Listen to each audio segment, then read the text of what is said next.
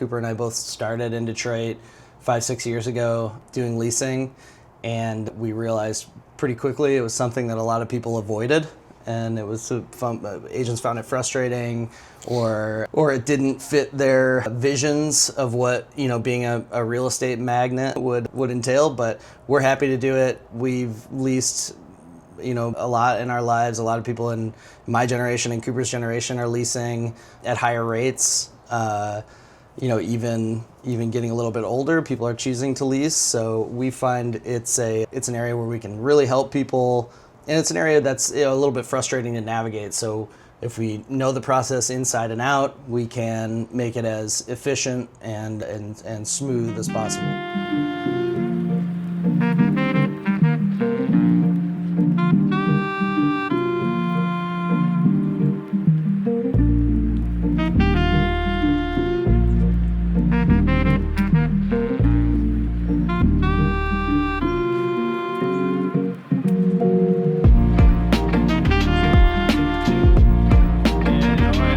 Boss.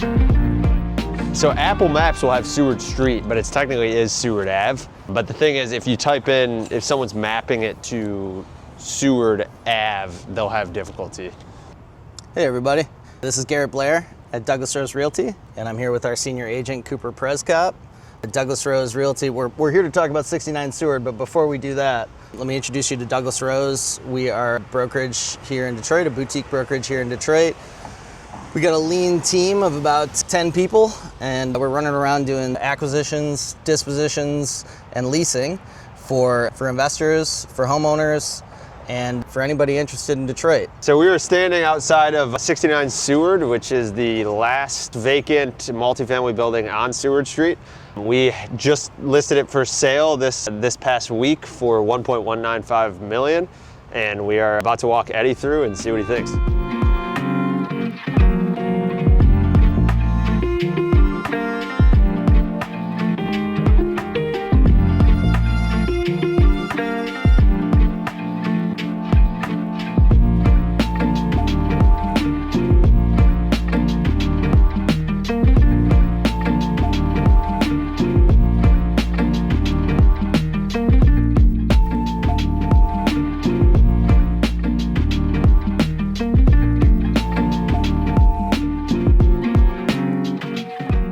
We've got a brand new parking lot here right beside the building. It's 27 spots. Yep, 27 spots. With the site. It is not for sale with the site. However, there are opportunities to build out parking behind the building and a lot more opportunities in this area for parking. I mean, there's a lot of vacant land.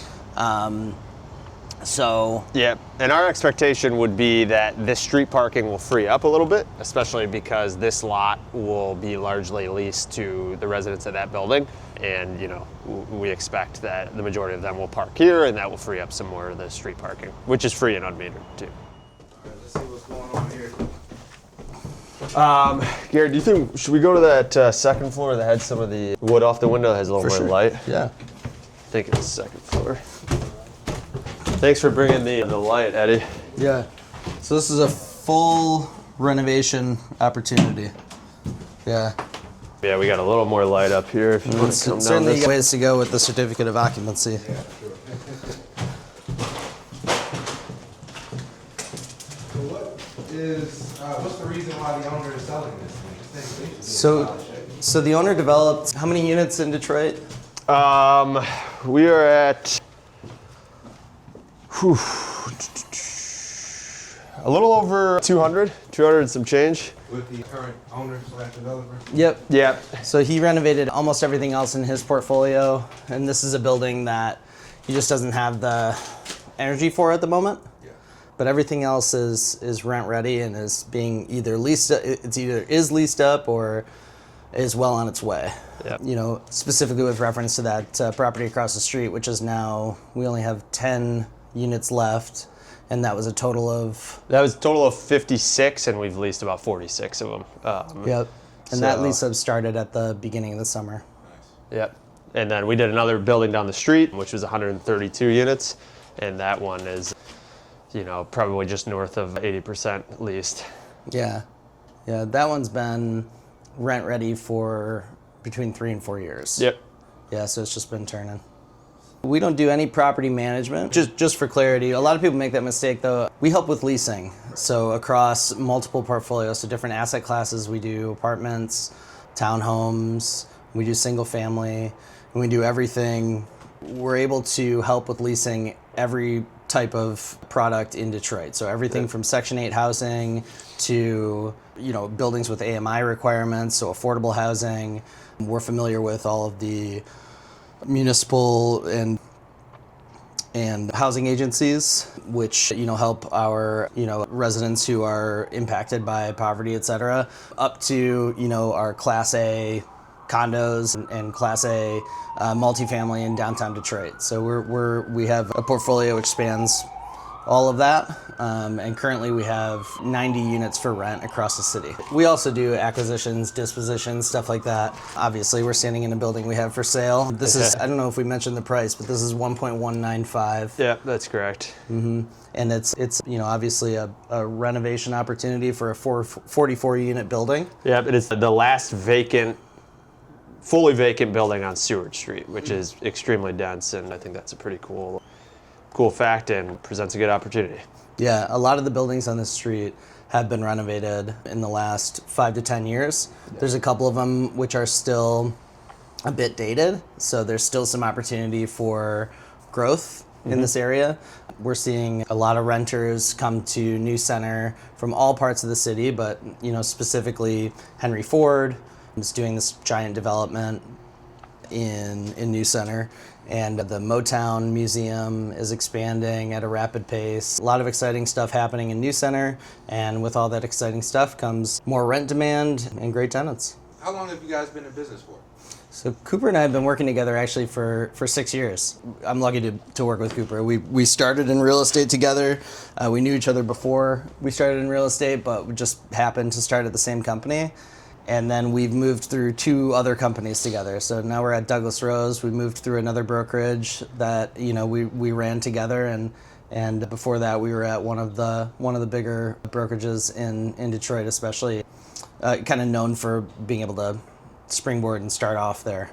So what about the evolution of Detroit since you guys have been in the real estate scene?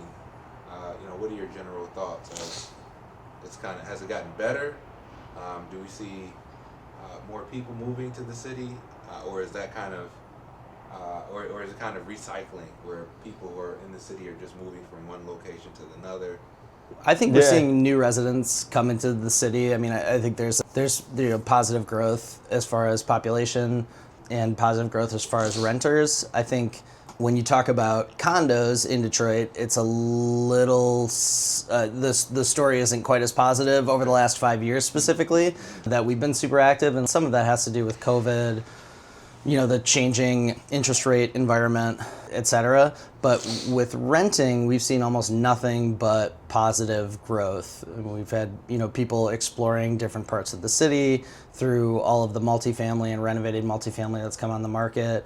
And we see the city really growing in a positive way with regard to all the multifamily buildings and opportunities for single family rentals as well. So a typical year, how many transactions do you guys kind of do as a brokerage firm? We do a lot of business development together, and then we address and service our clients as a team. Our model is to keep our team lean and keep our team working hand in hand. We, over the last 2 years, this will be our 3rd year doing over 300 transactions. We've actually crossed the 400 transaction mark before, and so the majority of that is leasing. But we'll sell between 50 and 100 houses a year as well.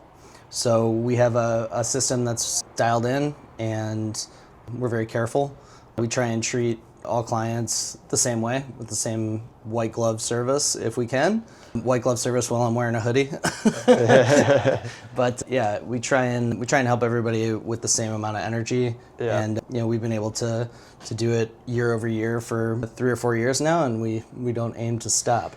It's a tight-knit team, so everyone is kind of on every deal, and it just allows, nothing to slip through the cracks, and, make sure everything's being taken care of. Yeah, we feel like leasing specifically in Detroit, it's not all we focus on, but it's something that we're happy to do. We feel like we know how to do it well. Cooper and I both started in Detroit 5-6 years ago doing leasing, and we realized pretty quickly it was something that a lot of people avoided, and it was agents found it frustrating, or it didn't fit their visions of what being a real estate magnate would entail. But we're happy to do it. We've leased a lot in our lives. A lot of people in my generation and Cooper's generation are leasing at higher rates.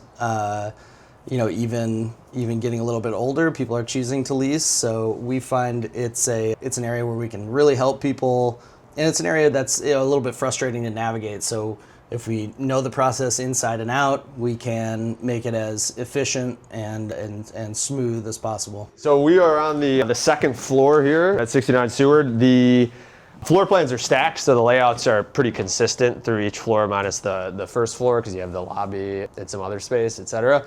But the current structure was to have this be 32 one-bedrooms and 12 studios, so 44 units. That could easily be changed. There were a few different development ideas in the past where people were going to cut down the unit count to do bigger units, but we found the most efficient way would be structuring it as 44 units. Walk through this way. Every floor is in this pretty much the same shape. It's all demoed and just down to the studs. So thankfully, being in that condition, you'd have the ability to change layouts if you opted to. It does have an elevator shaft, which we are about to walk right by. Small level. Oh, yeah. Yeah, it's pretty decent size. Yeah, there you go. Nice. Yeah. I could save a little bit of money. Yeah. Is there a basement? There is a basement. Yep. I want to take a look at it.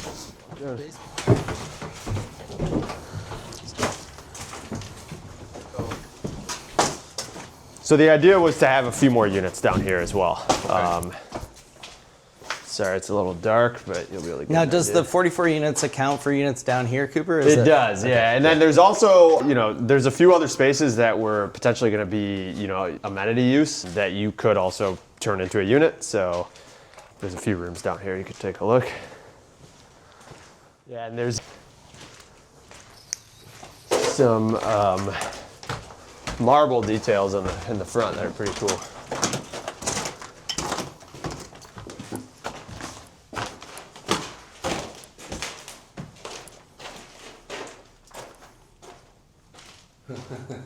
Yeah, but check out the marble around the. Yeah. It's like a chair rail. Nice.